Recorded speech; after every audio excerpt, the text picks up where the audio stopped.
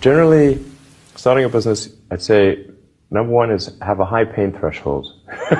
That's it. There's a friend of mine who's got a good saying, which is that starting a company is like eating glass and staring into the abyss. Okay, that's generally what happens, because when you first start a company, there's lots of optimism and things are great, and then so happiness at first is high. Then you encounter all sorts of issues, and happiness will steadily decline, and then you'll go through a whole world of hurt. And then eventually, if you succeed, and in most cases you will not succeed, and Tesla almost didn't succeed, came very close to failure.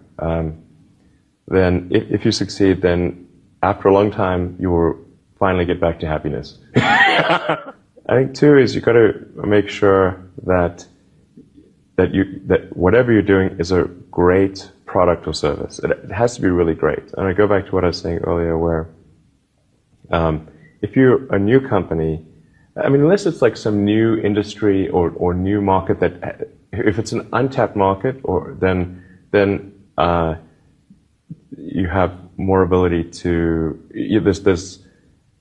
The standard is lower for your product or service. But if you're entering anything where there's an existing marketplace against large entrenched competitors, then your product or service needs to be much better than theirs. It can't be a little bit better, because then you put yourself in the shoes of the consumer, and they say, why would you buy it as a consumer? You're always going to buy the trusted brand unless there's a big difference.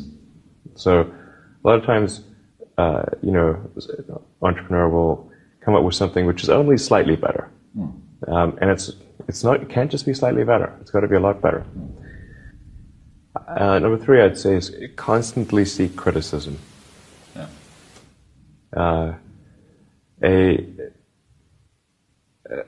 A well thought out critique of whatever you're doing is as valuable as gold.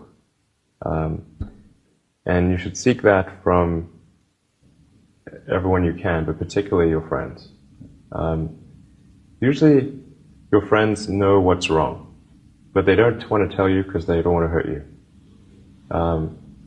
So lift you up, sort of. Yeah. So they'll say, "Oh, I wouldn't encourage my friend, so I'm not going to tell him what I think is wrong with his product." Yeah. It doesn't mean your friends are right, but very often they are right, and you at least want to listen very carefully to what they say. And to everyone, you're looking for, basically,